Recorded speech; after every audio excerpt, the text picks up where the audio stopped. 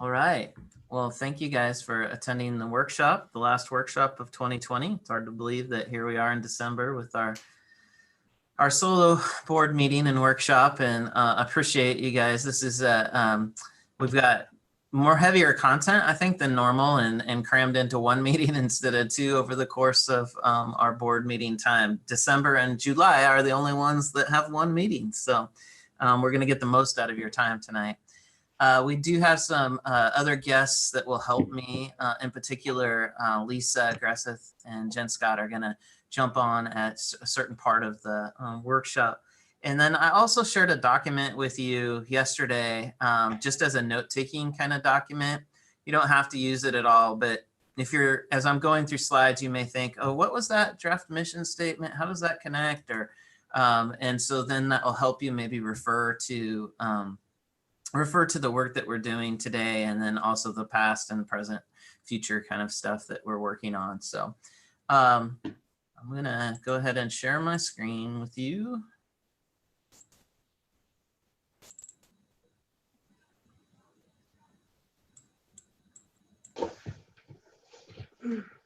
So I'm sorry, I'm lost about the tool that you sent us to take notes. Yeah. So yesterday I shared a Google Doc with you that is to your @CamusWedNet account. And what it has is just an overview of some of this work that you're able to, if you wanted to, kind of populate as we went along as a note-taking thing. Thank you. In the chat. Thank you. So I'll try to hop on and use that, but I only use one computer, so it's hard for me to jump on and do that. I'm not that skilled yet.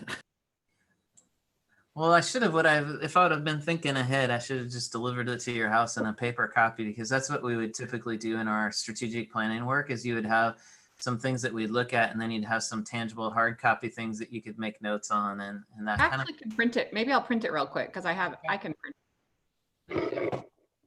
Burn a couple trees. So we are, as you guys know, we did a presentation about the strategic planning update back in June, and Citizens Advisory Committee helped with that presentation.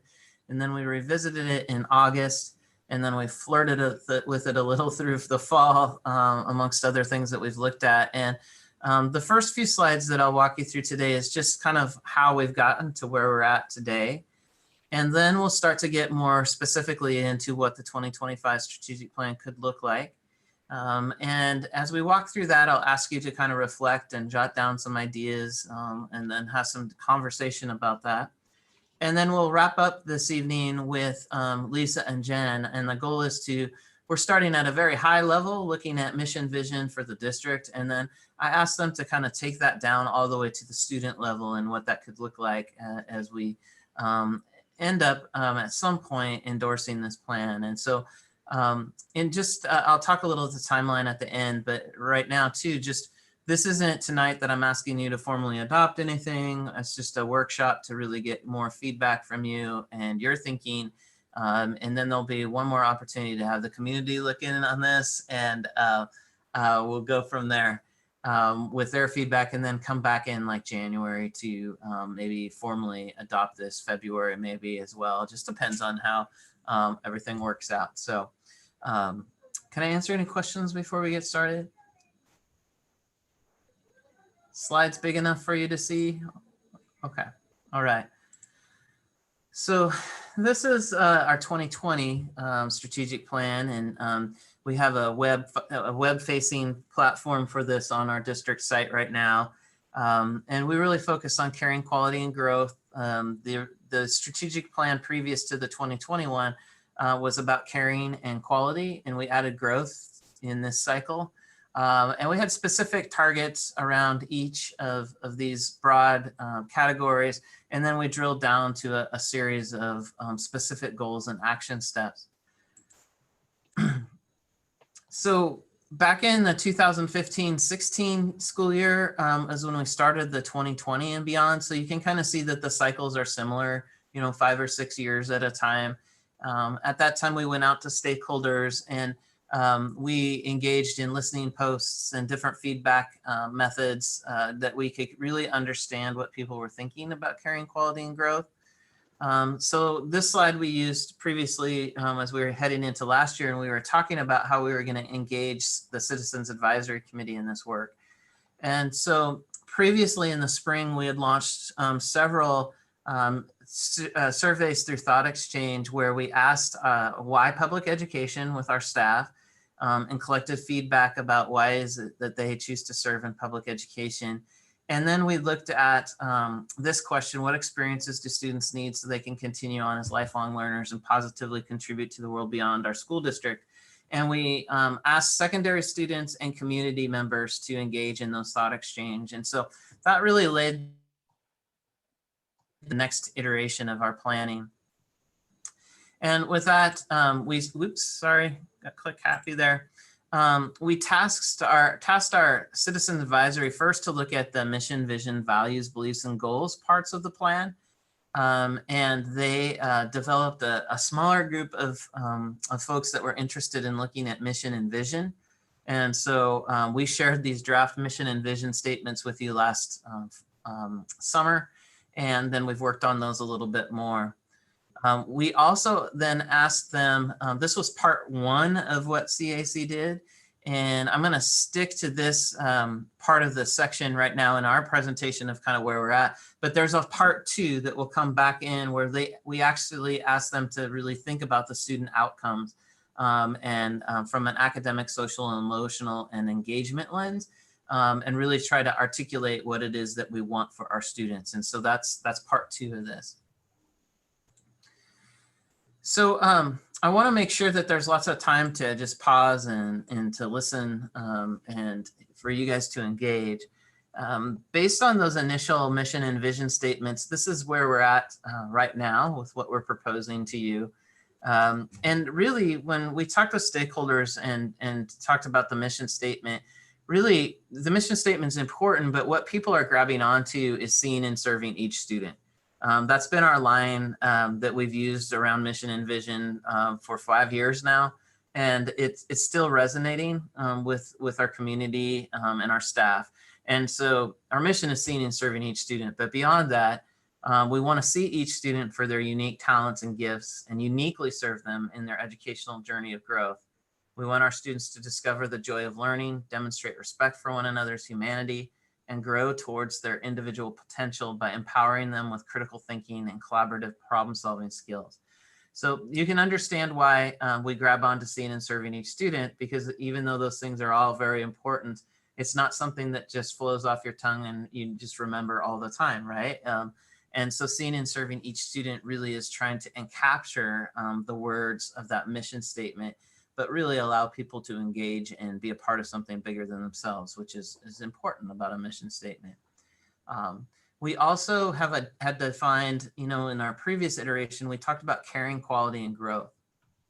And those, I guess, indicators of our plan really have served us well, although we feel like it's kind of time to evolve from them. And when we look at our foundational practices, the areas that really allow us to meet this mission, it really falls into 4 main groups: relationships, learning, equity, and support.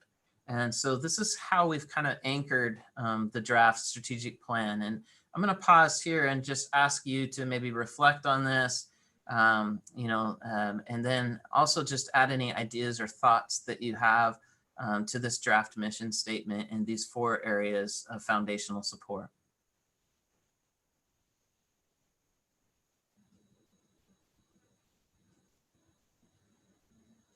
Anyone? Well, as I'm listening to that, Jeff, I almost feel the caring, quality, and growth sounds like it sounds like are growing past it. Part of me wonders about the fundamental tenets of our district's philosophy and the stability that those terms offer. I don't know. I have learned and come to kind of resonate on those items. They all overlap these items. I mean, caring is a relational I mean, so obviously there's a huge overlap. It's different words that encompass kind of a similar series of concepts. Support is kind of the newest one, although that is the growth element. At least it seems to align most closely with that. I guess I'm not put off by the old use of language or the old adages. For one, that's all. And, honestly, Doug, it's just hasn't come up in our thinking, right? When people have given us feedback, they haven't been using the words caring, quality, and growth. They say seeing and serving each student. And so it's kind of why it's not showing up here as much. But I totally agree that words like relationships, caring, quality, growth, learning, equity, support, it's really hard to be discrete about what those things are. And they're kind of just the way we, I guess, the tenets of how we operate and the things that we value. And so this is why I want your guys' feedback on that, right? We've organized this around relationships, learning, equity, and support, but it could be organized a little differently too. I like these. Oh, sorry, Oh, you Connie. go. I like these 4 new terms. When Doug, when you were saying that, when you first said we weren't going to use caring, quality, and growth anymore, I'm like, oh, I love those 3 words, right? That's what I think of because I think we're around that a lot. But I also think change is hard, and we sometimes resist change. But it's okay to change and use these 4 terms are just as important as caring, quality, and growth. They're just different, right? So I just feel like we're kind of evolving that a little bit, but keeping the seeing and serving each student. You're right. That's the number one thing that I do think of when I think of Camus is seeing and serving each student. So I'm glad we stayed with that. But I see Doug's point, but I also can relate to all of these terms as well if we went that way. I was just going to say, I'm wondering, should we have the words relationship, learning, equity, and support in the mission statement? If those are our 4 tenets, or are those just the 4 categories in which we implement our mission statement? Is my first question. And my second question is the word simply. Our mission is to simply, and I didn't know what the thoughts behind that was because it makes it sound so easy. It's just to do this. It's not easy. And so I'm just wondering what the thinking was behind adding that word. I questioned that word too. That's interesting because when I read that, I was like, I was waiting to see if anybody else said that, but that word jumped out at me too. I was thinking the exact same thing on that. It seems like snap your fingers and we did it. I wish. Yeah, that's good feedback. And the wordsmithing started with the CAC group. So I think that they were just really trying to distill everything down, right? Like that there's all of this that's really important. But when it really comes down to it, we want each student to feel like we know them and that we're serving them. But that's great feedback. Another question I had, I just underlined it with a question mark, is uniquely serve. I think philosophically I understand what that means, but like I don't see anything in here about high standards or to meet their kids, to meet their full potential. Will uniquely serve, but I don't think that necessarily, to me, that doesn't guarantee that we'll hold all kids up to the same standard or push all kids to achieve their potential. It's their unique educational journey, isn't it? We're not uniquely serving them. We're serving them in their unique educational journey. Bingo.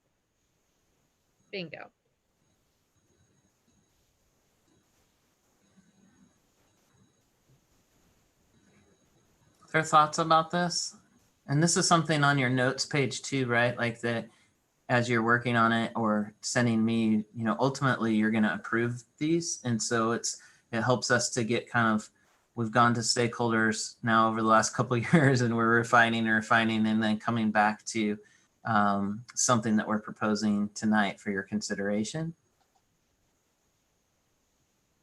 I'm going to keep us moving then to the vision statement because it does start to talk a little about what you were alluding to, I think, Connie.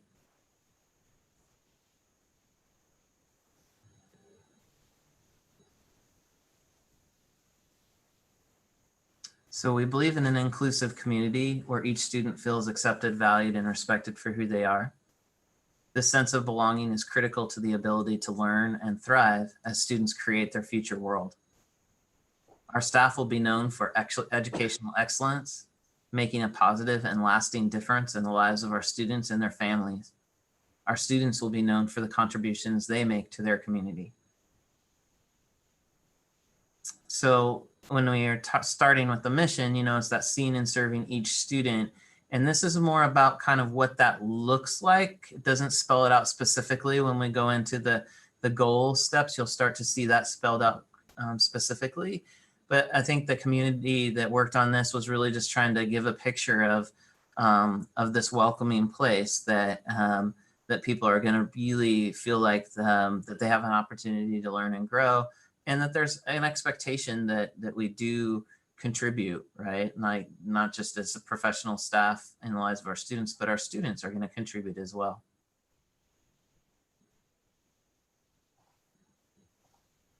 I like it. Mhm.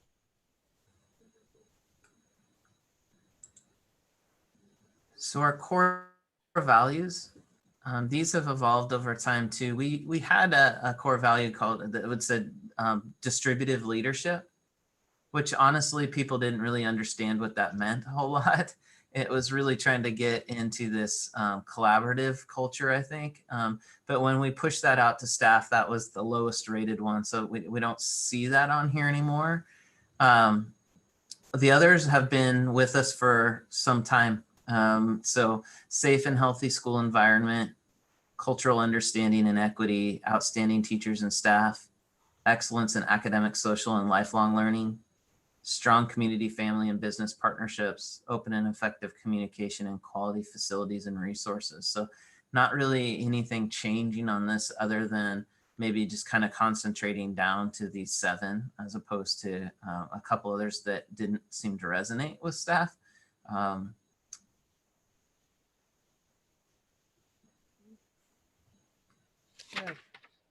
Okay, keep us moving then. Okay. So this is where the bulk of our work, you know, obviously the mission and vision statement we've spent some time with, but those groups of CAC members really helped us with that. So really trying to explore this caring, quality, growth, relationships, learning, equity, support kind of model. And honestly, in our last plan, it was we're going to run into the same challenges with this by organizing around relationships, learning, equity, and support in the same way we ran into some challenges with caring, quality, and growth. Because what kind of goals do you put under caring but not growth? Or what goals do you put into growth that don't have something to do with caring? And similarly here, when you're an organization focused on learning, like isn't every aspect of your organization kind of have some learning component and support and relationships and equity? So we get into these kind of like, how do you separate things out, right? So the statement we have around these 4 foundational blocks are: our student, staff, and family feedback continues to highlight the importance of student wellness, addressing basic and social emotional needs in a safe learning environment. And we have consistently over the last 5 years, that has been a real strong component, no matter what we're asking, right? Strategic planning or back to school transitions, anything that comes out as a real strong need. In order to serve each student well, students need to feel they belong to their learning community and have access to engaging learning opportunities. The above areas are foundational to seeing and serving each student. So as we start to organize the work, and this is where I say it kind of starts to be difficult to decide where you put something in. And these are hallmarks kind of on what might be more progress monitoring, more specific. When Connie's talked about high expectations, we start to see this start to show up in student learning and high expectations for us as a professional staff. But we organized around relationships, the ideas of culture and partnership. And under learning, student learning, universal design, multi-tiered systems of support, and cultural responsiveness. equity, inclusion, access, and anti-racism. And under support, safe and supportive learning environment, professional staff, trust, and innovation. Now, in under equity and anti-racism, you as a board adopted a resolution that that really challenged you as leaders to look at our board goals through an equity lens and to make sure that each of our students really has a voice in this. And so I want to highlight that out, because as we go through this process and we look at these potential goal areas, it's like we are trying to think about each student in that, right? Like it's that challenge of why do we have this goal? And how does it affect our system? How does it affect each student? Who does it benefit? Who might it not benefit? And what do we do about that? And so that's a really important part of this foundation. And I think when we call out equity here too, just kind of going back to that shift from caring quality and growth, perhaps this has been a commitment by this board, is to really think about inclusion, access, and anti-racism. And so I think it is important at a foundational level that this is how we're approaching the work of the future too. So when you start to organize these, right, and look at them differently, and you see this potential intersection then of these things that we're talking about don't just fit under equity, right? To do them right, they're really a part of all these things. And so it starts to blend together. And so trust is an important part of relationships just as much as it is support. And in order to create learning environments, obviously students and staff need to have high trust in the classroom. So for us, it really all flows together, but we do want to have places where these goals can land to really help you as a board to kind of track them and decide, like, as the year unfolds, we are really interested in looking at support and equity this year from a board level, right? And it's not that you're not going to pay attention to relationships and learning, but we can organize our progress monitoring, your site visits around those specific areas to help you as a board member make good decisions for the district. So I'm going to pause here and just see if these kind of keywords really, if this is resonating with you, or if you have questions or ideas about this.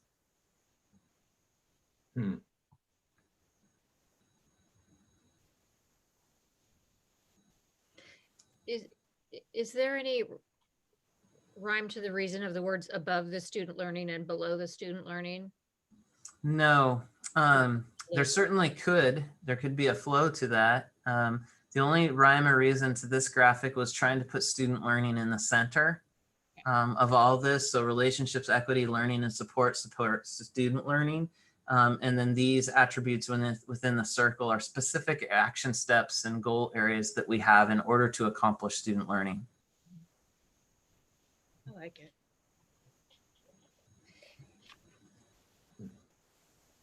Now, I noticed that, and maybe just to be more brief, in the learning, there are 2 more bullet points on our handout than we're including in here, the trauma-informed practices and professional learning. Yeah, and I just, in the nature of trying to get them all, as not a graphics expert, it was really starting to bleed off of the screens, but not be big enough for you guys to see it. So yeah, those are important components, and I'll highlight those later. Thank you, Connie. Okay. So this is a graphic that we used opening the school year 2 years ago when we were really talking about seeing and serving each student. And so these are our students. And so when we think about, on the right side is, the work of a board member in terms of setting a course for a district and holding us accountable. And it's really centering in on that student learning in the center and each of these students and their unique experiences in our district.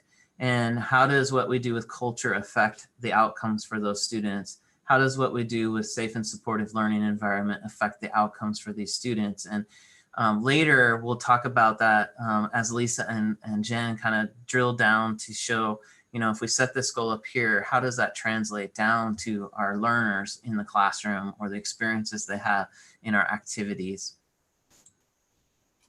So what I'm going to do now is kind of walk through each of these areas. And what you're going to find is that it's going to have that statement word that I tried to fit into the graphic.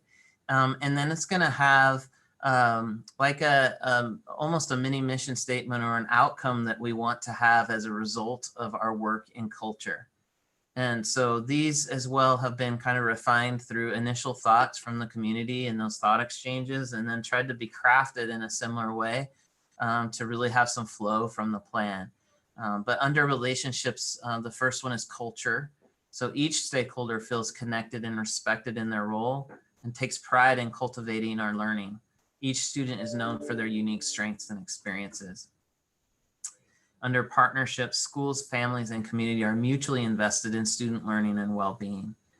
So, I mean, I don't think people disagree with statements like that. The other hard part that we've had with strategic plans in the past is then how do you measure that, right? How do you know that we're getting better at culture?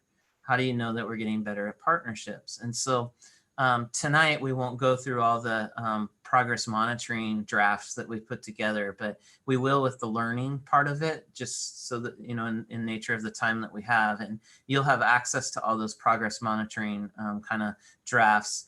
But what we want is actionable items underneath that.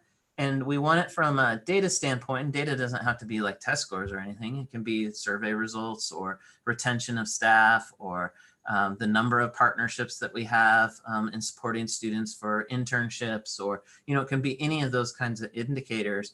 But the other thing that we want to connect is resources to that, so that, you know, tonight we're going to talk about the budget book in the regular meeting, and we're excited to launch that online interface.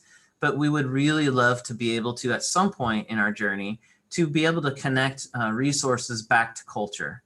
So if it's about staff retention, what kinds of new staff member trainings are we putting together, and how are we funding that? And have we invested consistently over time? Or, you know, so it allows you as a board to really be able to say, we would like you to actually increase our investment in partnerships, and here's why. But we haven't necessarily had that linkage before. And I think with the way that we are organizing our budget now, we can in the future moving forward. Mm-hmm. So it's difficult to do this work via Zoom, isn't it? Like if we were in our workshop right now, then I would put you into like, okay, now talk, right? Yeah. And it's hard because we do have audience members, and I can't just put you into your breakouts and come back. But as you think about relationships, and knowing that there's going to be strands of relationships in the other section, in particular, culture and partnership, are these statements like capturing, you know, when you think of where we're at and where we hope to be in the future? You know, as I listen to partnerships is summarizing for me what I have always perceived as one of our biggest strengths, is that we are a community school. People, student and non-students, are engaged with us, and partnership is what it is, but it seems like a sterile word relative to the very highly human aspect of what we're actually doing in that element. And I am at a lack of any better or preferred language, but I just know that partnerships is a very unique element. And I see that as we travel to our various conferences, and I hear about how other districts do or don't relate to the folks around them, the other governments or their families, or how they engage parents and how they touch students, you know, with the educational process. Doug, is the word collaboration or I would leave that to you. Partnerships works when I read it out like that, it works. But if you just talk to me about partnerships, it's very transactional, sort of, and I don't mean it to be that way, but. Yeah, I think of partnerships with businesses and internship partnerships, when partnerships more so than like families and other community members. I think that family piece is one that we probably didn't think about as much in this way. We thought about it more in the support way until remote learning, because the engagement and relationship with families has looked really different, and Mhm. it's a little more intimate as we're coming into homes and they're able to come into the classroom in a way that we weren't before. I do like the word partnership. I understand where Doug, what you're saying about it feeling kind of transactional, but I feel like if I were comparing partnerships versus collaboration, partnerships makes it sound like there is a duty from both parties. Yeah. And I think that that's important. I think it's important that we say, you know, we obviously have our obligations, but we also need, you know, we can't do it without the support of all of these different stakeholders. Thanks, Corey. I like that explanation of it because I was on the same page with Doug and Connie. When you say partnerships, I think business, but that's just because I'm in the business world, and I just think partnership is how I do business with another. Right. You know, how I'm partner with our business. So that kind of made sense to me. But I think what Corey says, you're right. We're in a partnership with these families. So that's kind of where the term is being used. So Yeah. I don't mind it like that. I think it's okay. I think the idea for me is when I refer to something like a partnership, and I get that our business is educating students that brings us to partnership. And I think it's accurate and it's factual. When I think about relationships though, if this primary category is relationships, that carries with it a passion that partnerships doesn't capture, at least in my thinking. That's sort of what it is. And you know, that word can stay and I'll know what it means and I'll know the intent behind it. It just seems like when you're in something that is relational, I don't know, it just has something to it that's more human. Doug, what if you swapped community and partnerships? So it's culture and community, and under community, it's schools, families, and partners. Yeah, honestly, I'm not really suggesting we change it too much. I'm just debating how I interpret that word. And I would let a wordsmith, if they want to change it, they can. I'm gathering there's a lot of work that's gone in to get to today. And I don't feel inclined to change it. But I would hope that when we're talking about a relationship that the culture works for me. The culture is so critical to who we are and defining our conduct, and it sets the very foundational stage. I like that it's first, and I like its meaning and the connotation of that. I would move on at this Okay, point. Personally, I'm fine going. with it. I'm going to keep this going. So learning, I'm not going to spend as much time on this one maybe because this is where we're going to do our deeper dive. And I want to make sure that we have time to go deeper. But these are the key words in learning. So it's student learning. And in student learning, we've highlighted social, emotional, engagement, and academic outcomes. And so there's been, how do we organize that? SEL isn't called out anywhere else like as its own, but I think that we're kind of evolving to it's almost like it's just what we do now. Learning is not just academic, it's about engagement and social and emotional too. So I kind of like that part of it, that we're really thinking about all levels of a student. Universal design and just really trying to think ahead about how do we plan. We know that students are going to come to us with specific needs. So why would we wait, right? Creating the systems for them. And Lisa's given some great analogies over time with the board about preparing the meal ahead of time, right? Like that, if you know that you have lactose intolerant people coming, then make some lactose intolerant dishes, right, for them. And that's kind of what this learning design is talking about. Multi-tiered systems of support, really making sure that that we're able to give students access to the core, and then also when they do need support, that we have systems in place to deliver that. Cultural responsiveness, trauma-informed practice, and professional learning were the two that Connie noted weren't on the original graphic and are both critical to this. The CEL framework for the state, social emotional learning, includes trauma-informed practice, cultural responsiveness, universal, all these are under that umbrella. So you can kind of organize this in a lot of different ways. But this is how we're landing on learning at this point, and be happy to answer or entertain thoughts on this one as well.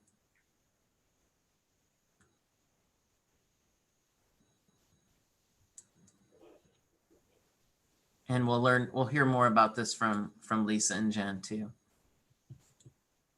So the next one is equity. And the three core ideas here: inclusion, access, and anti-racism. So to realize equity, we need to develop and sustain an inclusive community built on belonging and dignity.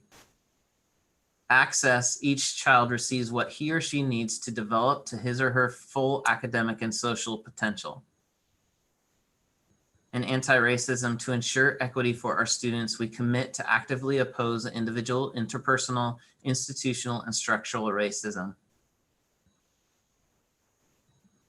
I would say that in our last iteration of strategic planning, we were not as strong. Even though we said see and serve each student, we didn't necessarily understand the scope of that as an organization. We've developed in our learning related to this, and I think we're doing a better job of listening to student voice and student experience and family voice and staff voice. All of those are really important as we think about equity.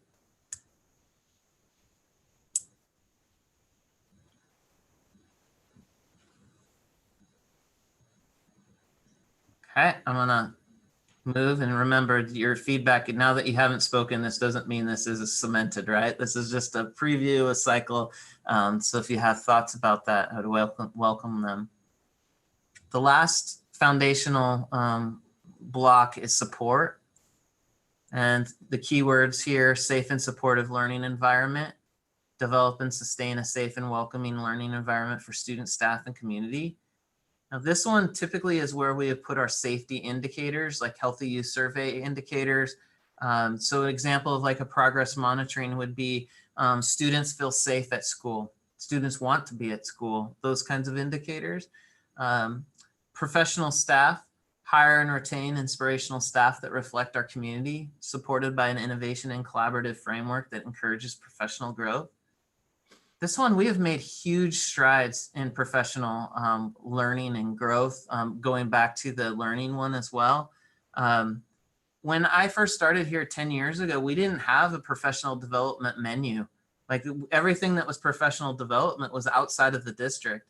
And since that time, you guys have invested in PD for our staff through contracts.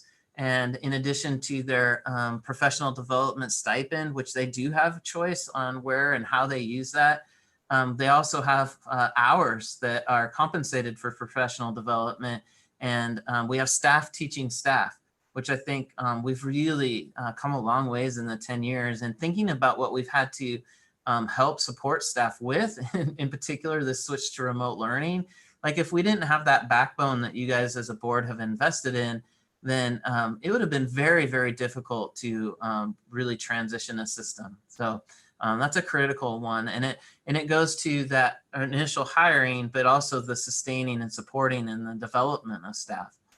Trust, the stewardship, intentional, transparent communication, optimal district resources and creative solutions. You're going to see a great example of this last iteration of our, it's kind of a bridge one, the budget book. It started in the last strategic planning cycle, but it's really moving forward in this one of how do we really show our financial resources and assets in a way that can help stakeholders understand and trust what we're doing and support us, hopefully.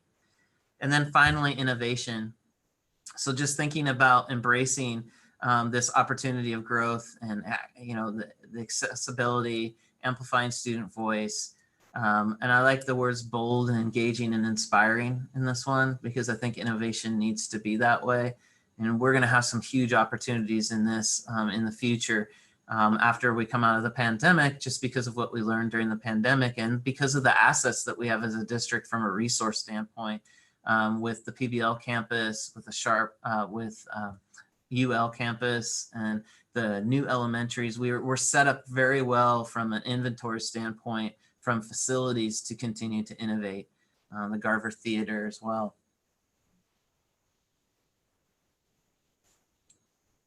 Okay, so I mentioned that the CAC looked at the high level, and so we've walked through now these 4 foundational blocks with about 15 or 16 kind of goal statements. And now we're getting to, well, what, those things are nice, but why are we doing them? Right? We're doing them because we want students to have these amazing experiences in our system, right? That we want them to really flourish and grow as a result of what we set up. So last year we had CAC look at all the outcomes from an elementary, middle, and high school frame, looking at these three areas: student engagement, social emotional, and academics. And so the CAC split into three teams. Dr. Williams led the high school, Lisa led the middle school, and Doug led the elementary. And they came up with statements for each of these. And then we distilled those statements down into kind of a summary statement. And so when we look at student engagement, each student has the awareness and skills to identify and manage emotions, set goals, establish relationships, and make responsible decisions that support success in school and life. With social and emotional, each student demonstrates curiosity and excitement for learning, tackles challenges with focus and determination, and harnesses the power of emotion and motivation in learning. And then finally, in academics, each student grows to be an independent or expert learner who is strategic and goal-directed, resourceful and knowledgeable, and purposeful and motivated. And so those statements came out of these kinds of blocks that the CAC went through. And this is what I shared with you back in June and August, where they looked at, well, what is important for social and emotional outcomes? And they relied on their own experiences and then the research that we did through surveys. And then we also brought in people to talk with us. And so an example of that was the department chair of Washington State University, Vancouver's education team, and spent a CAC meeting going over some of the things that they were preparing teachers in the future for the future based on what the future of education could look like. And so we have one of these for each of the social emotional, the engagement, and then the academic. So when you look at these statements, it's trying to take all those boxes and distill it down into something that you can kind of hang your hat on.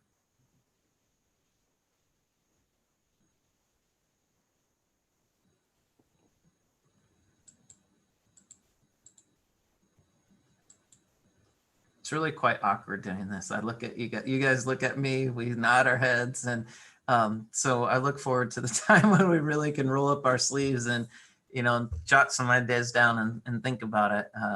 But this is a good frame, right, for us as we're thinking through this. So now I want to dive deeper and shortly turn it over to Lisa and Jen.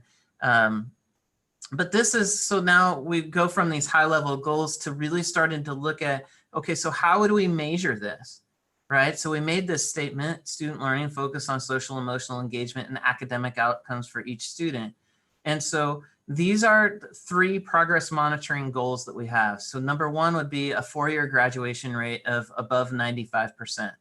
Now, we don't put 100% here because honestly, that not all kids should graduate in 4 years. There's lots of different opportunities for kids, and sometimes it's not what's best for them. So we don't want to just say everybody needs to get 4 years and get out. The 5-year graduation is also a good indicator. And then we have students that will stay with us until age 21. And so they may or may not graduate in 5 years. They may choose to graduate when they're 21, just based on their needs and the programming that we deliver. So these are very rigorous. Our last year's 4-year graduation rate was about 94 point something %. So we've been close to that. We've dipped down though in certain cohorts to around 90%. And so these seems like really good targets for us. Also on this dashboard, and I'm just going to click on it to give you an idea, and this isn't complete or anything. These are all the indicators that you're used to seeing on our report cards on OSPI, and even when we've done our strategic planning updates before with you guys. So it's things like 98% of our students ready for kindergarten. So our WA kids data, right? And you can see we've started to populate this, even though it's a draft still. It's things like 75% of our students with typical or high growth in ELA and math per state assessments. And these are norm referenced criteria. So it's one of those things that not all kids, that the state divides it so not all kids can have high growth. If everybody had high growth, there would still be a lower growth area. So it's benchmarking against the state around where we're at.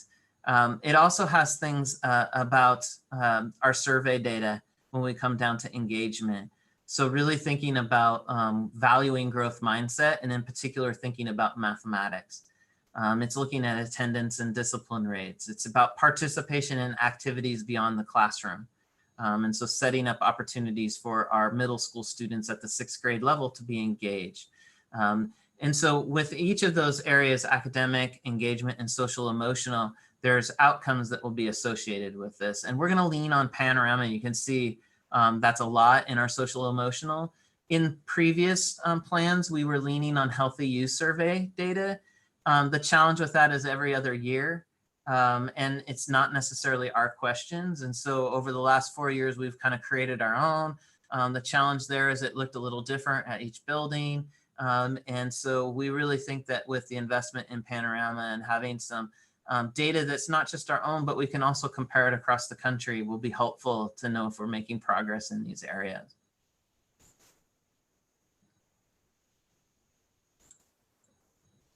Okay, down under universal, under universal design, we have some specific progress monitoring statements as well. You'll notice that these are more about staff, at least initially in the training that they receive, and then access for students, because now we're talking about the how. We're not talking necessarily of what happens for students. And so some of these progress monitorings are about student outcomes and student learning data, and other are about action items that we need to do to get there.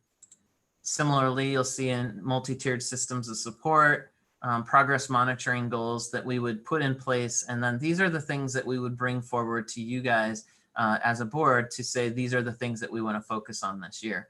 And then we would share data with you related to that. Cultural responsiveness, same thing. Looking at each teacher delivers culturally responsive content, instruction, embracing the range of student cultures and experiences. And then we would track potentially the number of administrators and teachers completing their training related to that with feedback. So really trying to make some progress in supporting our staff with this learning is designed in relation to each student's individual cultural context. And then finally with trauma-informed practice and professional learning. And so all of these are drafts, but really just trying to get to that level that as a board member, you can say, this is what we're doing, and I would like you to go faster or slower in this area, or invest more resources here, prioritize this.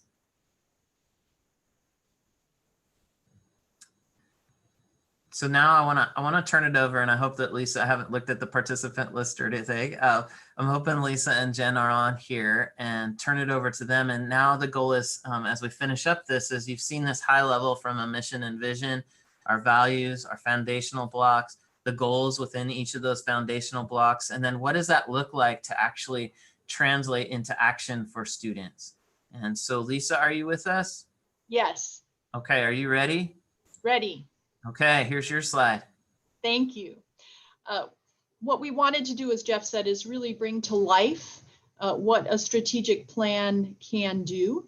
And, you know, I always think of a strategic plan as two-dimensional, and the third dimension is people. So what happens when we start putting humans in the plan? The other thing is that, you know, as we've talked about school improvement plans and district improvement plans, you know, at times there is this thought that maybe the value of those things is measured in the number of words or the amount of pounds that the notebook is once it's done. But we all know that that isn't so, and that really it's measured by the impact that the plan has. And so this example that we're going to give you today is based on elementary reading. And I want to talk first about outcome and then go backwards from there for a moment. So when we think about reading, one of the points in our dashboard is on third grade reading and the number of students who are reading on grade level at that point. The reason that that gets called out specially is that third grade has been identified as important to reading literacy. It's really the final year when children are learning to read, and after that they switch to reading to learn. Okay, so if they're not proficient by the time they begin fourth grade, as much as half the curriculum that they're taught will be incomprehensible to them. So that's really that, again, that pivot point between learning to read and reading to learn. It's not just that, it's that you can imagine all of the lesser academic outcomes that are based on a continuing struggle with reading. So when the Annie E. Casey Foundation conducted a study, what they found was that students who were not proficient in reading by the end of third grade were 4 times more likely to drop out of high school than proficient readers. And what they additionally found was that 88% of students who failed to earn a high school diploma were struggling readers in third grade. Okay, so that is the end outcome of our system. But what you can imagine is all the way along that we have students who are failing more classes, struggling more to feel like they are able to learn and to participate and to contribute in their learning environments. So focusing on reading, and especially early reading, becomes especially critical. So when I look at the bottom here, some of the phrases that were in the mission statement that Jeff shared with you earlier are a joy of learning, and that each student gets to grow toward their potential.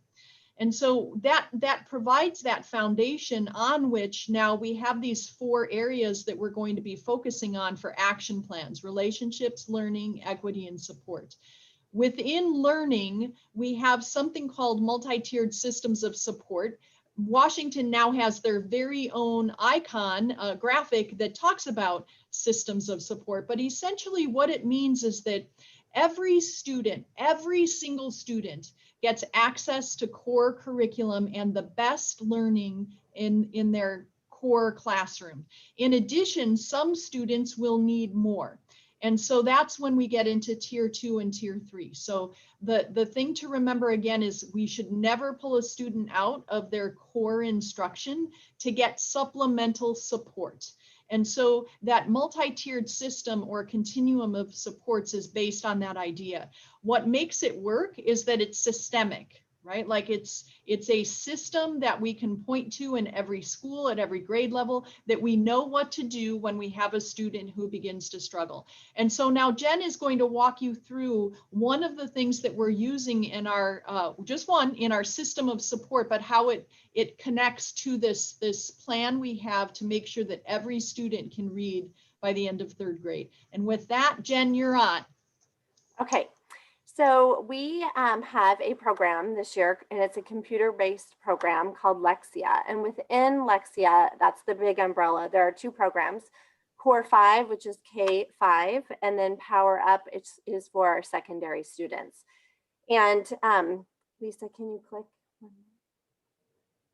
It's animated. So the what is Core 5, and the concepts that are supported in Core 5 are in yellow. So phonological awareness, phonics, structural analysis, fluency, vocabulary, and comprehension. So in students learning to read, those are the important critical areas. And then it shifts in Power Up to word study, grammar, and comprehension. And so who are we using Lexia with? Right now, our K students kindergarten students who would benefit from extra support in especially the first area of phonological awareness and phonics, they have the opportunity to use Lexia, determined by some screening that was done and then teacher recommendation. And then our elementary students in Title Lap and students served with an IEP in reading for elementary and secondary have the opportunity to use Lexia. And again, that's that tier 2 and tier 3. And so how did we end up with Lexia? In a couple years ago, it was actually part of the CEF grant to Dorothy Fox from Erin Marshall. So it started at Dorothy Fox. She had used it in a previous district, as well as I had come with that experience to Canvas. And then when we hit remote, Lexia offered licenses for free during remote learning. And so we were able to put that in all of our elementary schools. And then as part of the third grade student learning plans that carried through with summer support, we added all of our third graders who had student learning plans. So needing to connecting back to what Lisa said about third grade reading data. And those students were monitored over the summer and encouraged and supported in their use of Lexia. And then we were able to purchase 600 licenses for this school year.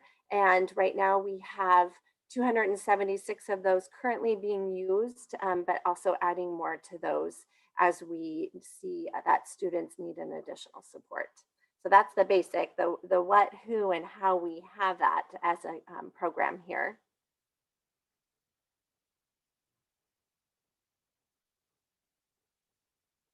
It just really likes that slide. We've been talking a lot too about the science of reading. And science of reading is when we think about our students who show high risk indicators for dyslexia, but also all students learning to read. We know it's important that they have a strong understanding of skills in these different areas. So again, that connects back to phonological awareness, phonics, structural analysis, fluency, vocabulary, and comprehension. So that is, those skills are all covered in Lexia, again, a computer-based program, and students take a sort of pre-assessment that puts them at the level that they need to start at based on that initial assessment. So it starts them right where they need to go. And then again, those are the key areas that are supported in the Core 5 program.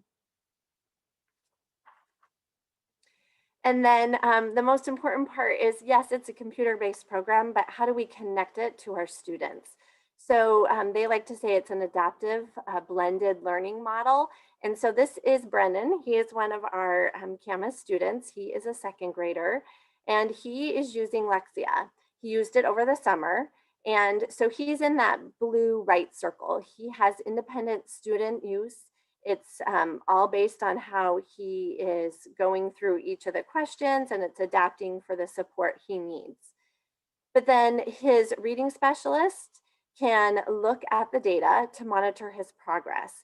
And again, the skills are all connected to the standards. So she can see which standards he is struggling with, and we can support him now off of the computer-based program into teacher-led. And so I'm fortunate that I am actually working with Brendan as well for a couple days a week. And I can take that data and connect with a reading specialist and meet him face to face. And we can adapt so that he's learning lessons, but then having some tools that will support him at home, given what we see in this program, but also that face-to-face learning and then connecting it. So what's really, really great is that again, through communication, I can find out where he's in that structure of reading, what standard he's getting support with in terms of his reading specialist. I can go on to Lexia and see he's struggling with those same skills. He's not ready to be there. We can take those skills off until he has a stronger understanding of how to do that. And then we can put those back on for him in his own program.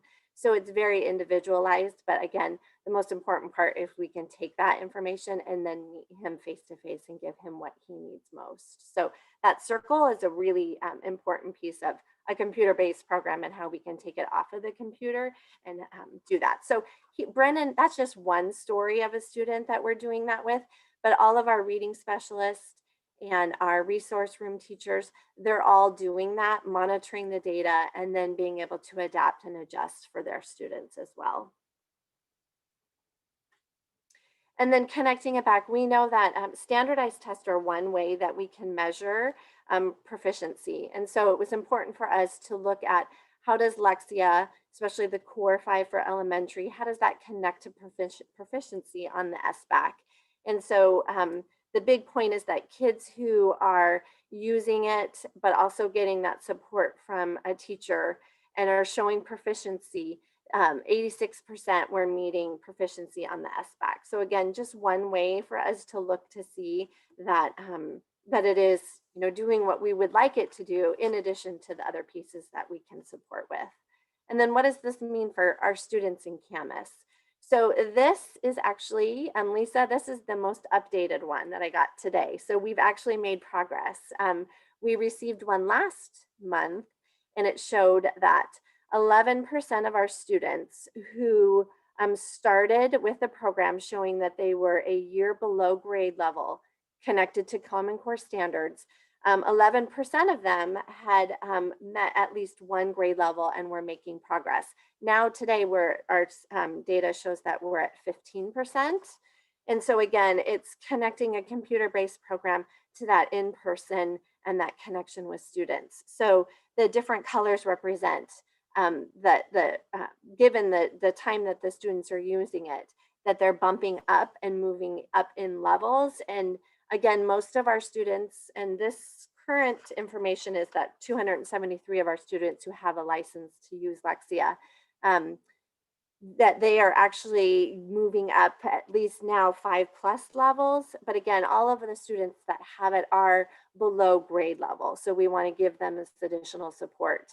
And again, following the data to help them make more gains and then see that proficiency and work towards mastery of the standards at their grade level. So that's good data, and it's actually improved. So we're excited about that. So that is Lexia. And then again, how we connect it to our students and that face-to-face learning. So when you think about what I shared was these high level things. So we could look at this from a learning standpoint and the indicator that Lisa shared related to 3rd grade reading. We could also look at this from a multi-tiered systems of support standpoint that Lisa looked at and shared with you. And so there might be 2 board level progress monitoring goals that this would intersect across. And so as we are reporting back to you on our progress, you heard that we're up to 15% of those students that are recapturing learning and catching back up, that there might be a board level goal around the number of students that we identify and serve using these programs and the expected growth that we would like to see from those students.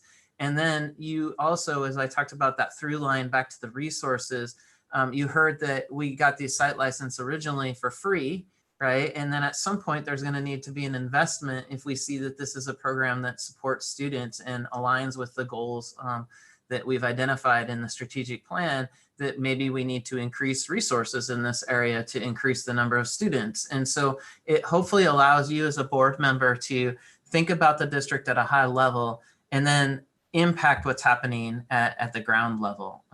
And so really appreciate Jen and Lisa for sharing. And I think first, let's start with any questions for them before we talk about longer term timeline.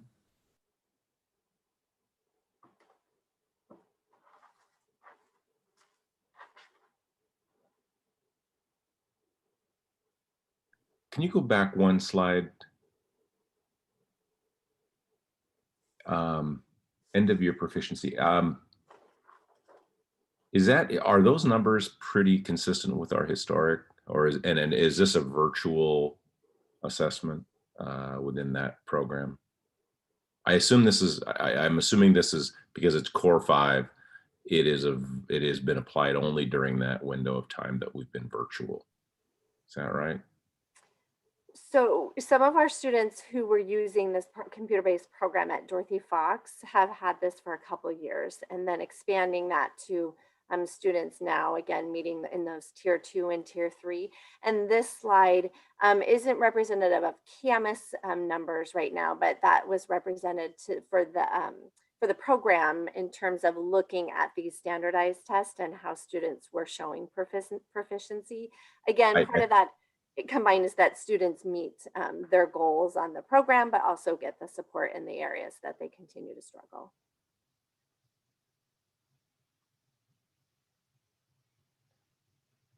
So I think I had a quick question. So on the next slide, you said there was 273 students that are below grade level reading. Is that a normal number, or is that a pandemic number, or is that what's it usually at, I guess? That's a great question. Part of that too is that we expanded this for our secondary students. So we have students in middle school who may not be getting an additional layer of support now. And because we have access to this program, they're getting it.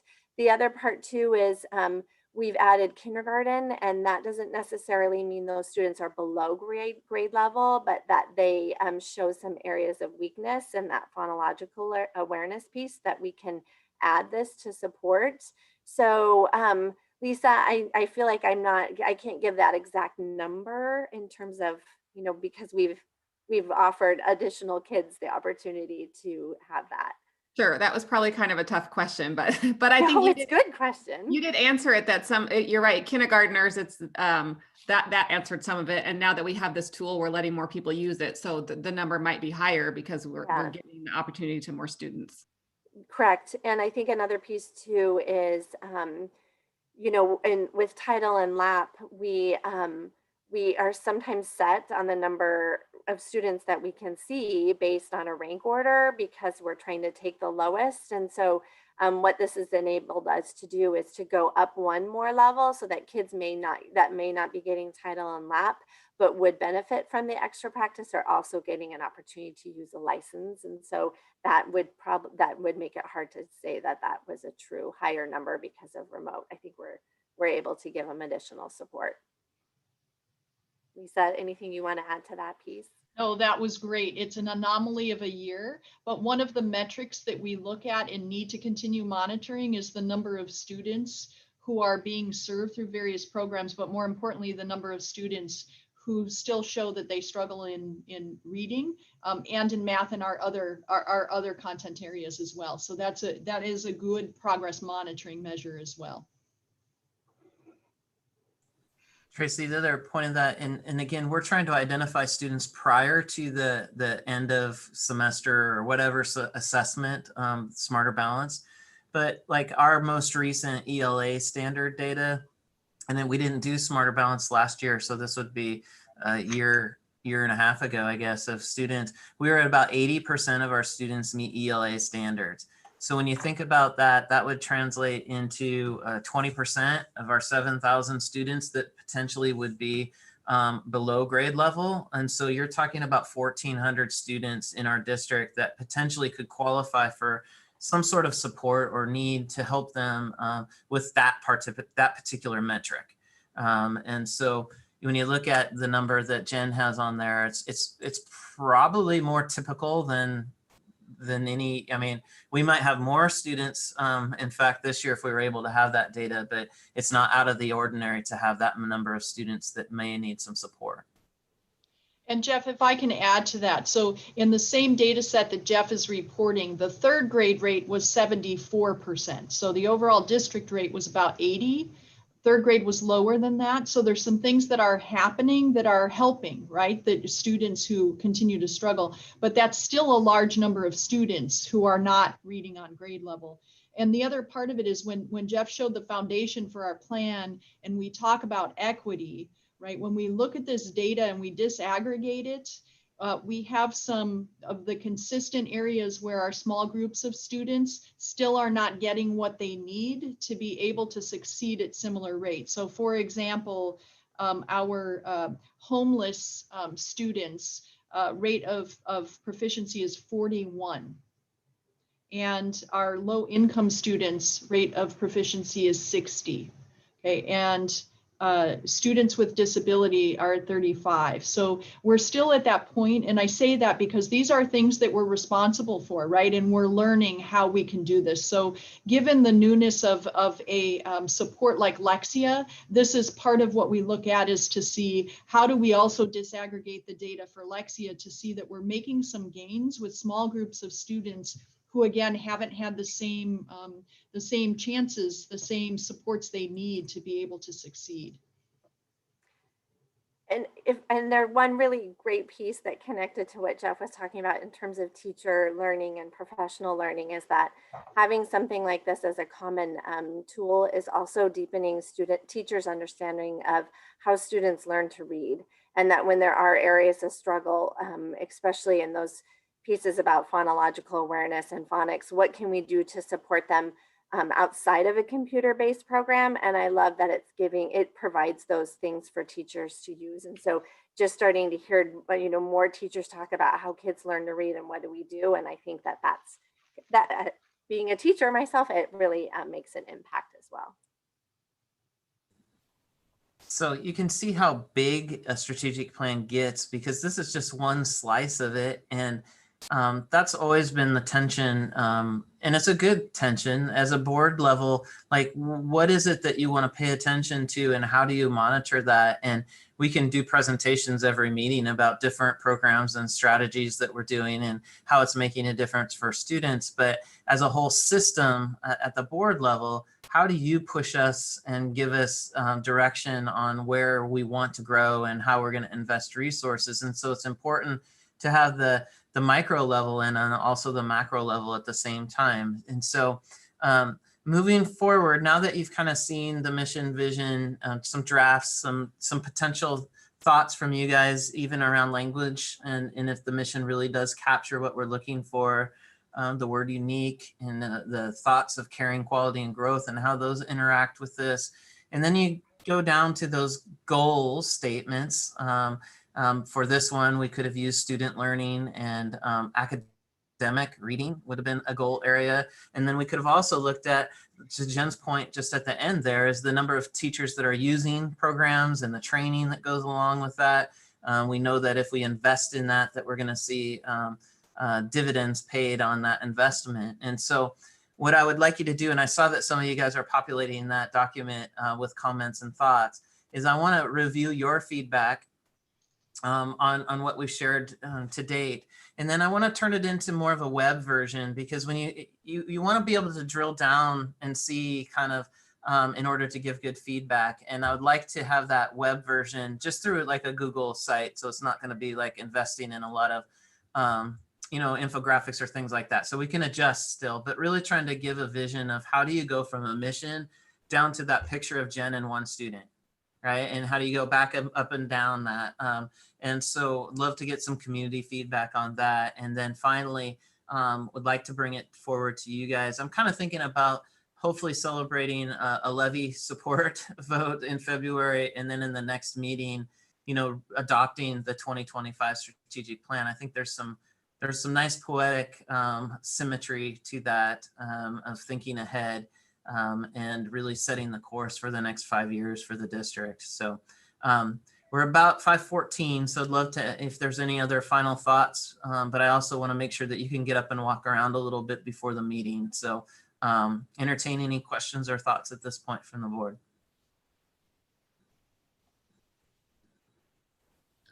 No thoughts, but thanks. Lisa, Jen, thank you guys for working on this, and Jeff as well. But I know that they probably did a fairly significant lion's share of this work. So thank you.